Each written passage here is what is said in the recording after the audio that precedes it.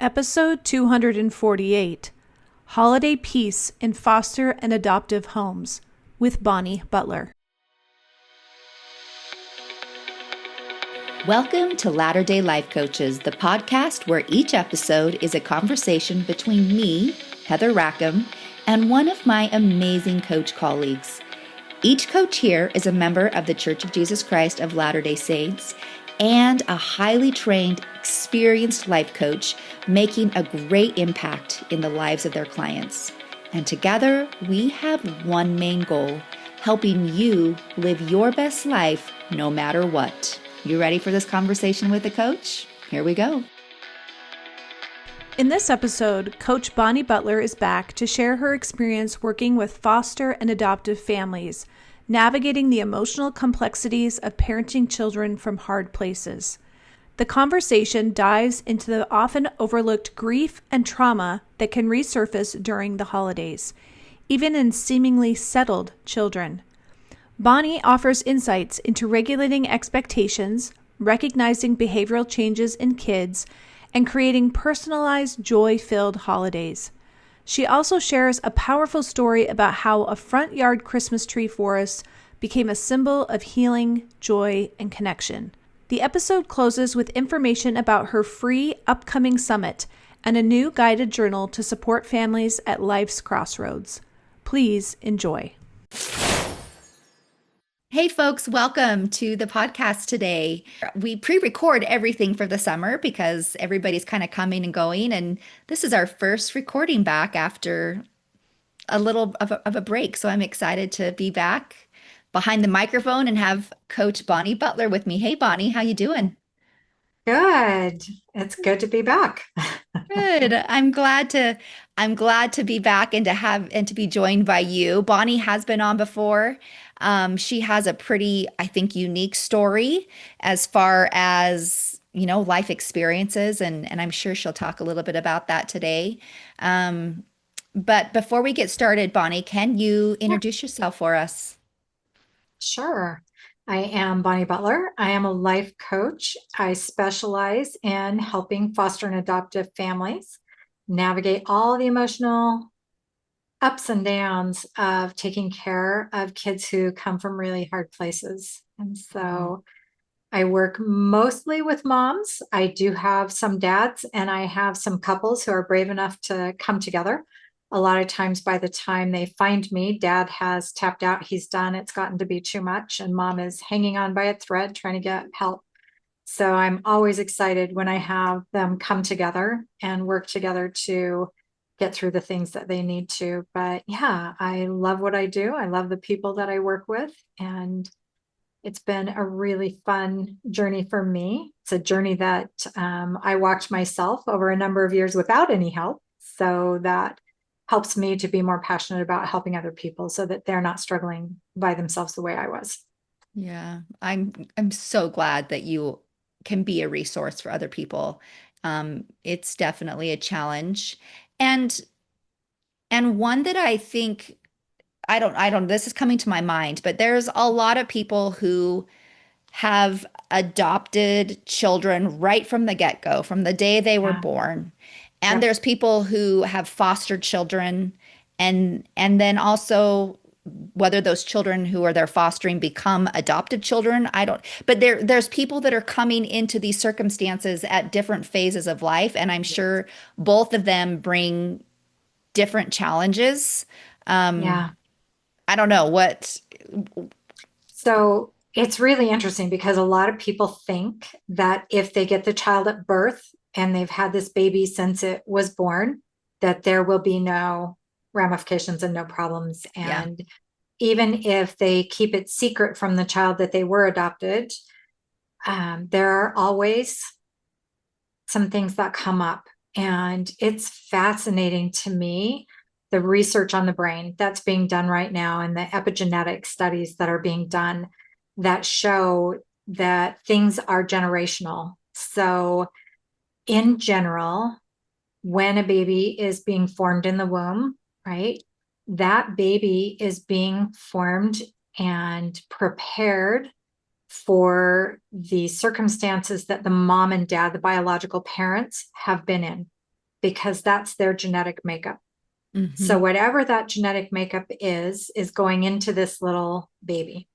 So when that baby comes to a new family, it doesn't come with a clean slate. It comes with all of the DNA and genetics from the biological parents. And so that can just add a whole complicated layer, because sometimes those behaviors might not show up until they're in their teens. So you have this really easy glide through those early years with the kids, but then at some point some things start cropping up, and a lot of times parents are not expecting that, and they're not necessarily prepared for that. Mm-hmm. When you take a child in at an older age and you foster that child, or like in our case, we fostered 17 over a 4-year period, and the sibling group of 6 that we adopted came to us. They had been in several foster homes before they came to us, and they were ages 4 to 10. So we knew very little about their background and their history when they first came. So then over time, we got to know what all actually had transpired in their early lives. And we were not prepared for the level of trauma that these kids had been through. And so I really just find myself, I am so grateful now that I know what I know, and that I am aware of everything that's out there now to help these families, because I wasn't aware when I was in the middle of it. And 25 years ago, nobody was talking about trauma or the impacts of trauma. And now that's at the forefront of understanding, and it goes beyond being trauma informed. It needs to be trauma responsive. And so one of the things, I am now on the board of Attach, which is the Association for the Training on Trauma in Children, and healing that trauma is the whole purpose of this organization.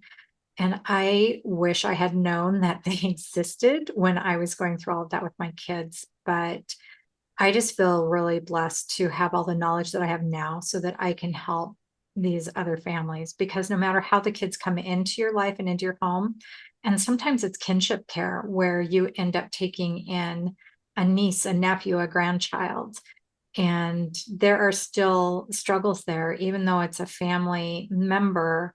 Any kind of disruption of an attachment for these kids creates an impression on their life. And so some of them navigate that really well, and some of them really don't navigate that well. Mm-hmm.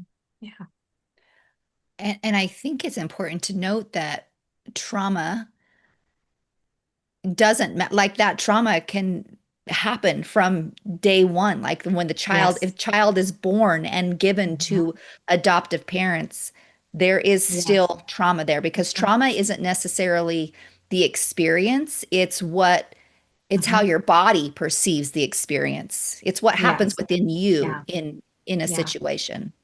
Yeah. And it's, I think a lot of people don't think about that. So I'm glad you brought that up, because it does matter. And this little baby that's been formed has heard sounds and voices, and all of these things have become familiar to it while it's growing. And then it's born and immediately handed off to voices and sounds and touch that it doesn't recognize. And Mhm. so that does make an impression, and it leaves an impact on these babies. Yeah. Thank you. Thank you for addressing that. And because I think it is, all of us are Mhm. have relationships with somebody or Yeah. that's been adopted or somebody who has adopted.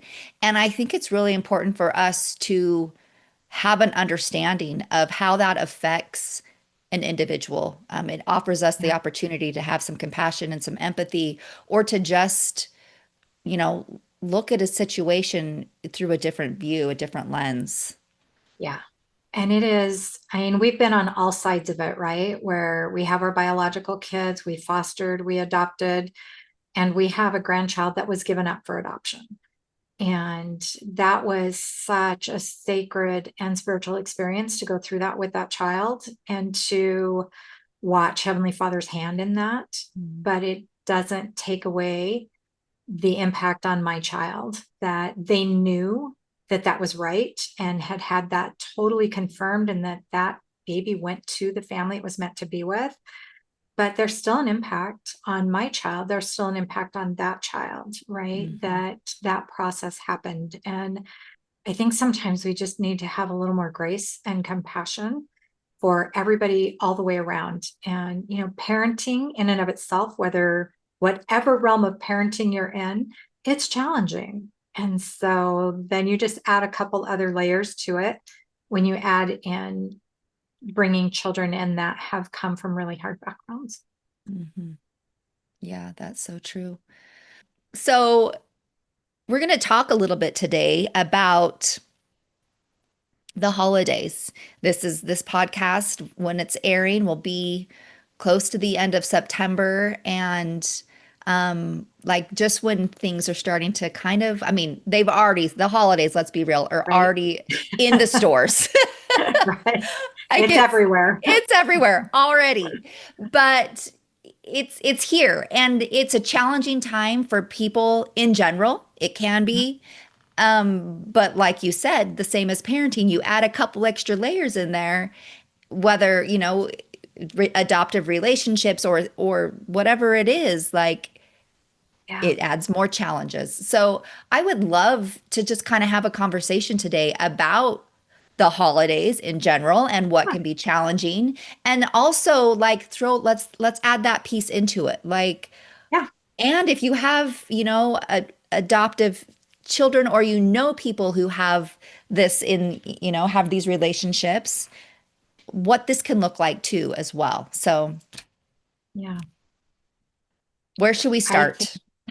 oh my gosh. Where to start, How right? So to much. not get overwhelmed by the holidays, right? Yeah.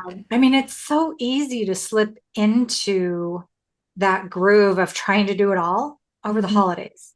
And Well, we have social media, we have all the we things do. that put it right in Mhm. front of us all the time. Yes. Can I And it's just always say that the perfection. less, yeah, I'm just noticing in my life, which I don't know why it's taking me so long, but I'm noticing that the less time I spend on social media, the less anxiousness I feel. Like it's such a Yes. gift for me to just be like, Mhm. I'm just not going there. Anyway, okay, back to you. Yeah. And that really, research has proven the impact of that on our lives and Yeah. especially on kids' lives right now, Yeah. right? Hmm. So it does create this tremendous pressure at times. And I think sometimes we forget that what people post on social media is cleaned up, it's photoshopped, it's their best, right? It's a So, snippet. It's like a yes, 10-second, five mhm, second glimpse yes, of a day. yeah. Yeah. And so, here's a perfect example, right? I am trying to get a decent picture of myself. I'm not a fan of the camera.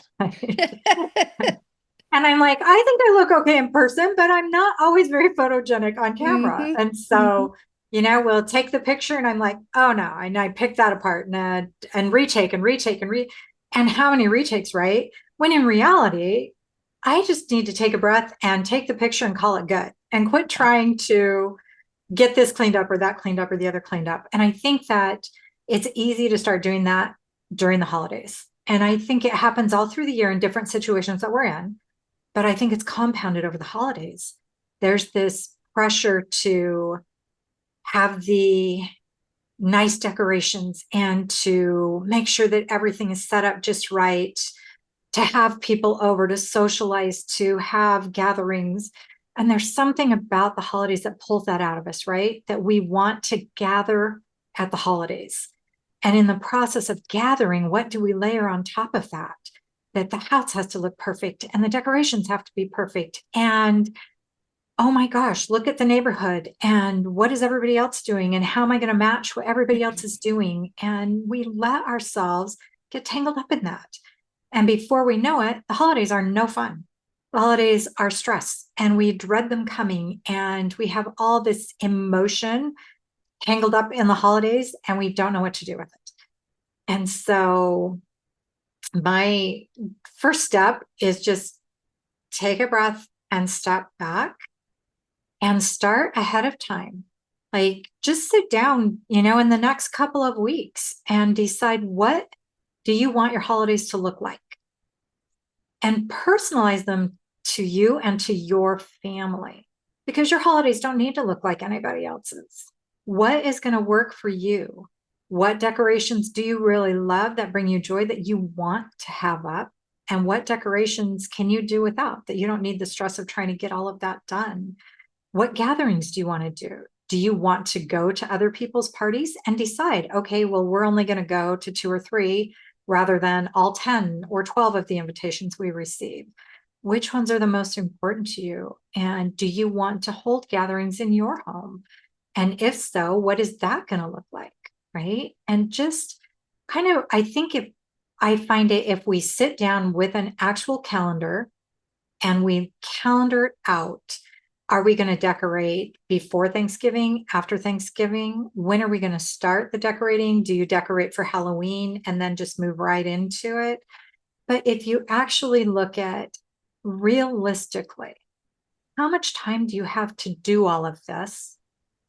And how much time do you want to spend doing all of this? Budget your resources accordingly. Look at your financial situation. What are the finances that you have available to spend on the holidays? And allocate those finances in the areas that mean the most to you, whether it's decorating, whether it's parties, whether it's gift giving. What are the things that you value most that when the holidays come, you're going to feel the most joy about? Budget your time wisely, budget your finances wisely, budget your space wisely, right? So just if you plan that ahead of time, the holidays are so much calmer because you have a set plan and you know what you're going to do and when you're going to do it and how you're going to run things. And then you end up with a holiday that you can relax into and enjoy because you're not stressing at the last minute. You're not trying to figure it all out. You're not going over budget. You're not just out going and doing things and then realizing too late that, oh, maybe I didn't have the budget for that. You don't end up exhausted at the end of the day because you're trying to fit too much stuff in. And sometimes, saying no is okay.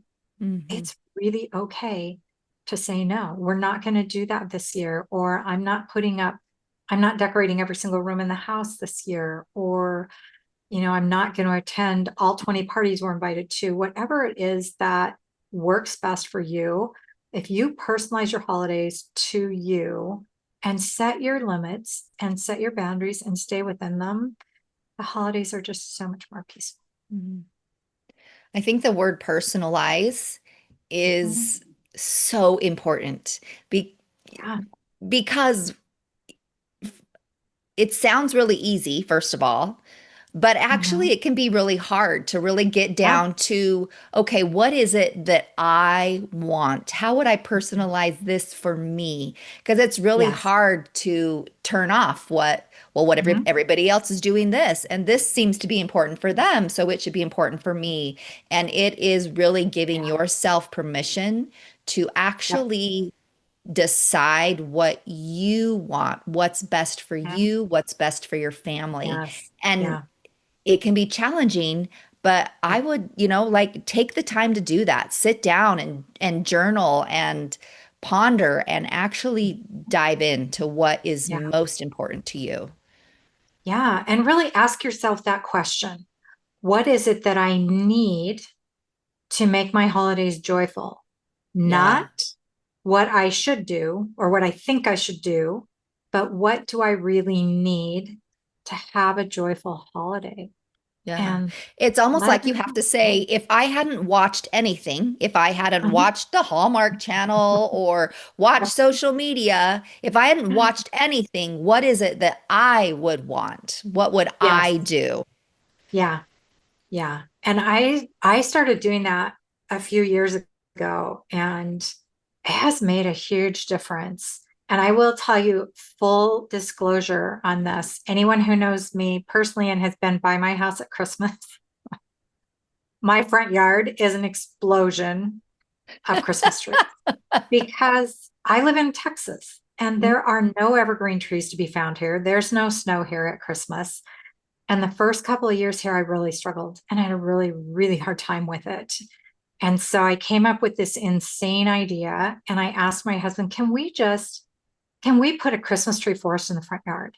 just using artificial Christmas trees. And he looked at me like I had literally lost my mind. He thought I was absolutely crazy, but I told him, I said, I just need to see an evergreen tree. Yeah. Even if it's fake, I need to see an evergreen tree, right? So over a few months, as we discussed this, we would start looking around, and we were looking at the cost of trees. And I'm like, oh, I don't know that I'm going to be able to do this. But as we talked about it, we saw somebody was getting rid of an artificial tree they had. And I just messaged him and said, hey, I want that tree, right? And so we just started watching, and I said, are you buying in? Are you there yet? And he goes, I'm intrigued. And so the first year, I think I had 5 trees in my front yard. And Heather, it was so amazing just to open my front door. My heart just leapt with joy because there were these trees in my front yard, right? And I don't care that they're artificial. They looked like Christmas trees. And over the next ensuing years, my husband has totally taken over and dived in. And now I think last year we had 21 trees in the Oh my forest. gosh. We have a large front yard. He has spread a little bit into the neighbors on either side with their permission. But what has been amazing to me is the change in like how he looked at it. My daughter-in-law pulled in one day and came in and said, I just felt so much joy when I pulled up. Thank you. Because they all thought I was crazy, right? Mhm. Of But course. now I don't have to, I don't even have to look for trees because my friends will message me, hey, so-and-so has a tree. Do you want it? And I now have people reaching out to me saying, we're getting rid of our tree. Can we put it in your forest so that we can come by and visit it at Christmas? I have people messaging me, telling me how much joy it brings them and their kids to come by and see this lighted forest. As soon as it starts going up, our neighbors start stopping by and thanking us for putting it up. And now the joy isn't mine as far as me looking out and seeing the trees. The joy that comes to me now is how much joy it's brought to everybody else. And I thought, okay, this insane idea that my husband just exploded with is just bringing so many people so much joy. That's what brings me joy now, is the joy that comes from everybody else. But full disclosure on the keeping decorations under control. Inside the house, it's under control. The front yard, not so much. I So have to ask, where do you store all these trees? So our garage, we have a 3-car garage, and it's a 2-story garage. So there's flooring in there, and my husband actually has put a winch in. So all of the trees get taken down and put in bags, and then we just hook it to the winch, and the winch hauls it up, and then he organizes them all up Love in the attic it. of the garage. So yeah, I love it's a it. But little crazy. what a great story. I love stories like that because, first of all, it's going to stick in my mind, right? It's going to stick. But also, it's such a good example to, when you recall that story, when I think about it, Yeah, it's going to be think about what's important to you and mhm. and do that. Like Yeah, it might look big and grand, and it probably is, but it's obviously something that's important, and you can let other things go when you find the thing that you yeah, love. And you don't have to do it all, nor should you do it all. Like just find the no, thing that you love and do that. yeah. And it is very personal to me. And it was just this personal need to see something Christmas related when I opened the door in December and it's green grass and sunny skies. Hmm. Hmm. So, I love it. yeah, yeah. Oh, yeah. I just encourage people to personalize, just figure out what's meaningful to you, Okay. what is really important to you, and go with that and forget what is important to your neighbors. Yeah. Okay, so obviously those are things that are those are points and tips that are helpful for all of us. If Mhm. you have that other layer in your family where you have adoptive children, what's different? Like what can be done, or how do we handle those situations, and what does it look like? What do we need to consider? So one of the things that happens pretty regularly, and I hear this from so many foster and adoptive families, is the kids, without even recognizing it, something's off, right? And their behaviors are changing. And even though they've been on an even kill for a while, now they're not, and little things are setting them off, and they're creating chaos in areas where they were fine before and now they're not fine. And, for the first few weeks, I wouldn't even I'm like, what the heck is going on? What changed? All of a sudden, everything feels like everything's off and chaos is reigning every time I turn around. And this one's fighting and that one's fighting. And, it just, everything feels chaotic. And then it's the holidays. So recognizing that there's going to be behavior changes and the kids are not intentionally going, oh, it's the holidays, I'm going to misbehave. It's a subconscious thing. And, our bodies store things and our bodies mark time in ways that our mind doesn't necessarily recognize. And so for a lot of these kids, the rest of the year, they can kind of forget that they're in care, that they're not with their biological families, and they can push that to the back of their mind and they can get involved in sports or whatever the family is doing, right? But at the holidays, there's no escaping it. How many years has it been since I was with my biological parents on Christmas? How many years has it been since I saw my grandmother on Thanksgiving, right? And it becomes a time where they don't necessarily know how to manage or handle all of those emotions that are coming up for them. And because they're young, they may or may not even recognize that it is an emotional entanglement that's happening, and they become very emotionally dysregulated. Unfortunately, a lot of parents, and myself included, when I didn't know what was happening and I did not have the tools to help them manage it, we end up emotionally dysregulated, and then we're stressed, they're stressed, and everything just becomes that much more difficult to handle because the layers of stress are just adding and adding and adding. Mm-hmm. So watch for behavior changes, right? Where the kids are not settled as much as they were and they're getting upset easily, or something is just, sometimes it's like a switch flipped in them and they behave completely different than they used to be behaving, but they don't even know why. And if you ask them what's going on, they don't know. They can't necessarily tell you what's happening. So the first thing that I would say is to, when you start noticing those things, take some time with the kids. And this is a time for just more grace for the kids and more compassion for them. And that can be really hard to do when they are creating chaos and tearing the house apart, right? But if you can sit down with them, number one, I would really, really encourage you to learn some emotional regulation tools for yourself so that you can stay emotionally regulated in the middle of all of this. Once I started learning how to regulate my own emotions, how to manage my thoughts, and how to manage my expectations, because we have so many expectations tied into the holidays, and expectations just can wipe us out. They just get us in so much trouble because, the person that you're expecting that of, unless you actually talked with them and said, this is what I'm expecting of you, they don't even know that, right? Mm-hmm. You have this image in your head of what you think everything should look like, and nobody else knows it. And so then they're all failing to meet your picture in your mind, and they don't even know you have that picture in your head. So it becomes this very disappointing situation where nothing's going the way you want it to go, and none of them are even aware of what you wanted.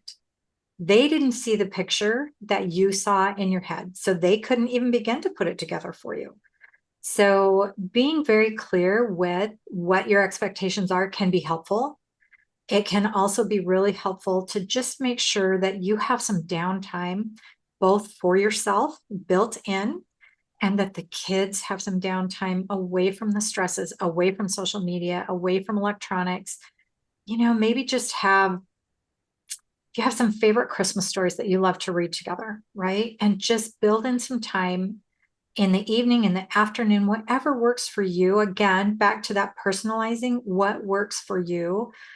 Have some time where you can just sit down together and maybe read some stories, some Christmas stories, favorite stories, whatever it is that brings you joy as far as those go.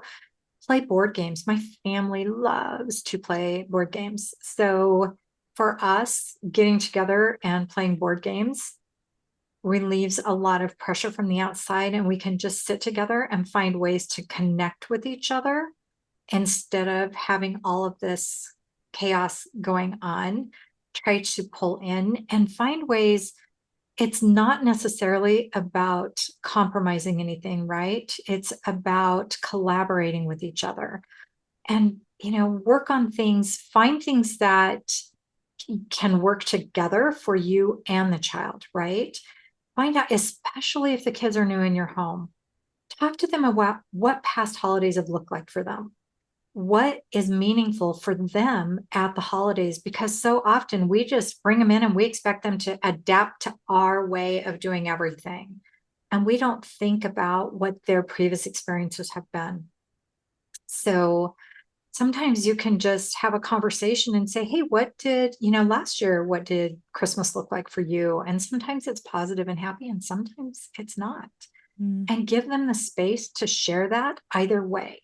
And sometimes they won't want to talk about past holidays because it might be too painful. And that's okay. Don't push that, but ask them if there's something that you can do that will make the holiday a little bit more meaningful for them. Are there activities that you can take from their history and incorporate into your family celebrations so that there's something that seems familiar to them and something that feels a little bit more comfortable instead of everything expected them to adapt to us? Sometimes we need to be willing to adapt to them and to what their Yeah. experience has been. I love the use of those two words you had, compromise and collaborate. This is true for almost every Mhm. relationship. We think that Yeah. we have to compromise who we are, or the other person has to compromise who they are or what they like. When, yeah, there might be some things that we give on, but it's not in the name of giving up. It's in the name of Right. collaboration, right? We're collaborating Yeah. here. We're working together to Yeah. create something that's ours, not something that's Mhm. yours or theirs, but something that's Yeah. ours. Yes. And I love that. I love incorporating that, right? Because for the first several years, and there were quote unquote six of us, my husband, myself, and our four biological kids, and six of them. And there was this us versus them push and pull all the time. And my total dream in life is to become one united family and get past this us and them that happens. And one of my son-in-laws, who's married to one of our adopted kids, said to me one day as I was sharing that with him, he goes, that's never going to happen, right? And that was so devastating to me to hear that he thought we would never get there. We would never reach that. But last summer, we had a family reunion. And for the first time in 10 and a half years, we had all 10 of our kids together in the same place at the same time. We had 7 of their 8 spouses with us. We had 24 of our 27 grandkids with us.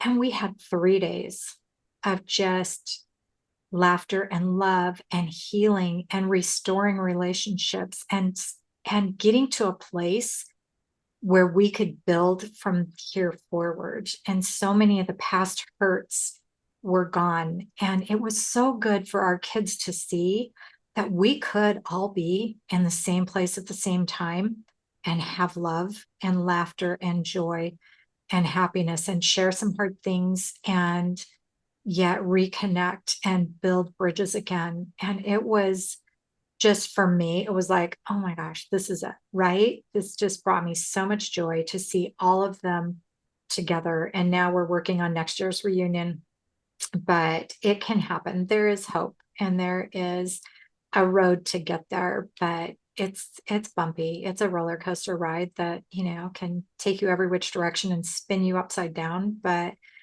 it's a journey that's so worth taking. It's so worth going on that ride. It's crazy. Mm. but Thank you for it's good. sharing that. I think those are tender stories and, tender family experiences that um, are close to our hearts. So I Yeah. appreciate you sharing that with Yeah. us.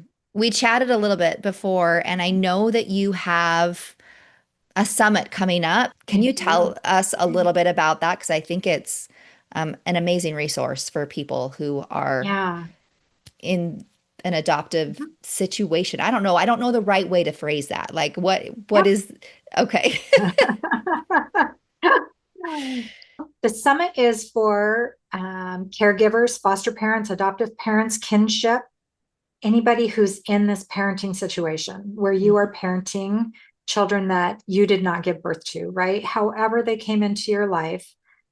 If you are parenting those kids, this summit is for you. And I personally provide 2 summits a year for foster and adoptive families. They are free for these parents to attend. There's no cost to attend. It's a long day because we do it all in one day. So on Saturday, October 18th, and we start at 9 a.m. Pacific time. And I have 5 of the most amazing people who are going to do presentations, ranging from EFT, which is the emotional freedom technique, which is tapping to help you with emotional regulation, to teen anxiety and how to help your teens manage that anxiety and how you can manage your anxiety over your teens. Because let's face it, teens can cause parental anxiety at times. Mhm. So Really we have, quick, I wanted to jump in Mhm. really fast. Is this Yeah. a in-person summit or is this virtual? Oh, it is virtual right now, and Okay. so I will get you the links for that summit. My ultimate dream is to get this in person. That Mm. you will know that I've hit my business goals when these summits are in person. So Well, I right just wanted to, now, that I was can't do important for that. me to But clarify yes, because yes, I it didn't was. want Thank anybody to you. tune out and be like, oh, I can't attend, so I might as well not pay No, attention. I want them to know yeah, like this is something yes, that is accessible. yeah. So, okay, go on. I Yes, it interrupted you. is. Nope, you're fine. Thank you for clarifying that. It is online, and we just have amazing. I work with some really amazing people, and I have these presenters. All but one of these presenters did my April summit for Thriving Families, and that's our title of all of our summits are Thriving Families because that's what we want is to Yeah. provide an opportunity for these families to learn how to thrive. So we do one in the spring prepping families to have the kids home for the summer. And this one in the fall is always dedicated to how we can get through the holidays and helping them navigate the holidays and navigate their own emotions, help the children navigate their emotions, and just tips and tools and coping skills and things to watch for so that you see it starting early. The earlier you can catch the changes in dynamics and the changes in behaviors, and the earlier you can start addressing that and putting these tools in place and using these tools for yourself and teaching them to the kids, the calmer your holiday season is going to be Mm. because it can be off the charts, and ours were for a long time before I started recognizing, okay, we ought to do something about this. This is not fun for anyone, and this is No. not it's not what we want it to look like. So that summit, like I said, it'll be held October 18th. It is online. I will get the links to Heather so she can put them in the notes for this. And all of you are welcome to attend. And even if you pop in and pop out for the different workshops and presentations throughout the day, there'll be a schedule on there. So you'll be able to see on the registration page, you'll be able to see who's teaching what classes. And I am teaching a practical guide, just practical tips, some of which I already shared here today. But yeah, the rest of them are focusing in on a lot of emotional things and anxiety issues and work with the vagal nerve and how to put those things into play. And then I will just stick with the practical guide things. So yeah, I'm really excited about it. Every year we have more and more families attend. Also, the other thing to make note of is they can actually get continuing education credits for attending this summit. So Oh, foster parents who need training hours, you can get a certificate for the 6 hours of training if you come to this summit and stay during the day.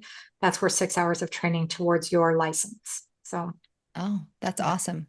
Thank you. What a amazing resource. And I would imagine that whether somebody has adoptive children or not, there are so many things that could be learned in this that could be instilled into Yeah. any family, any family. Yeah. So Thank And I would you. say anybody who's even thinking about looking into foster care or adoption, Yes.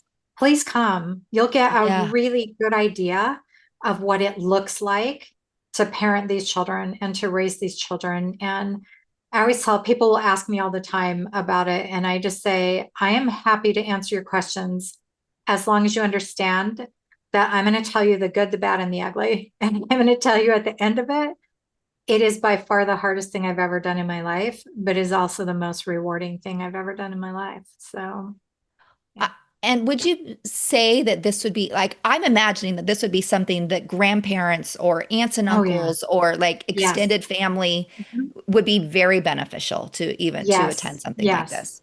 Yeah. And they are more than welcome to attend. I mean, the presentations are geared to the parents, but by all Right. means, if you are extended family, if you can educate yourself, then you will have so much more compassion and understanding for what your family member is going through with these kids. And that I hear Yeah. that so often. Oh, my sister adopted and she's just drowning and they don't know how to help. Right. So please feel free to come if you have any desire to have this knowledge. Please come to the summit and see what it's like and just educate yourself and be in a position where you can help friends or family who are in these situations and have a little bit better understanding of what they're going through. Love it. Thank you. Well, Bonnie, Yeah, before we wrap up here, I know you have a journal that is going to be I do released have a soon. journal. So if Mhm. you could tell us a little bit about that and then, where people can connect with you. And we will Yeah. for sure link to all those things in the show notes, but I would love for you to just kind of tell us those things as we're winding up here. Yeah. So I just felt very strongly impressed to create a journal about being at a crossroads in your life. And so many times we come to a point where we have to make a decision going one way or the other. And we can just get tangled up and just uncertain about making those decisions. And so the journal is called At the Crossroads, and it's a guided journey to clarity, confidence, and self discovery. So that is in the review process on Amazon right now. The manuscript is accepted. They're just reviewing the cover and the artwork and all that. So hopefully that will be live by the end of this week. But I will get the links to all of that to you. And that was not something that I ever anticipated doing or expected to find myself doing, but it was a really fun process to go through that and just take myself through that process when I have to make a decision. What is the best way to go about that? And what questions can you sit down and ask yourself that will help you find clarity on that decision? So I'm excited about it That's being out awesome. there in the world. So, Yeah, good yeah. for you. I love it. Okay, so Yeah. we'll link to that in the show notes. We'll also link to your summit. Mhm. But beyond that, how can people connect with you? So I am not super visible on social media. I am like you. I am less anxious in life. However, I do have a Facebook page. I do have an Instagram page, and I have set a goal to be more visible on that and learning the difference between visibility and value, right? And Yes. so providing value. So my goal over the next few months is to provide more value in those spaces because I do feel like I need to reach more people and get the message out more that there's hope. So Facebook is Bonnie Butler Coaching. Instagram is Bonnie Butler Coaching. And you can always go to my website, again, bonniebutlercoaching.com. And if you want to just send me an email, you can email me at bonnie@bonniebutlercoaching.com. So it's Awesome. all Bonnie Butler Coaching. So you Perfect. look for Nice that and and you'll easy. find me. Yep, Thank nice and you. easy. Bonnie, Yeah, thank thank you you, Heather. for visiting with me today. Yeah, It's always insightful for me and I appreciate it. So, thank you. thank you for the opportunity. Yeah, and thank you to all of our listeners and hopefully you join us again next time. Have a good one, everybody. Hey, we just wanted to thank you for spending part of your day here with us at Latter-day Life Coaches and being part of this conversation. Share this with your friends so that you can have a conversation with them on this topic as well. And as always, subscribe so you don't miss a single episode. Have a good one, my friends.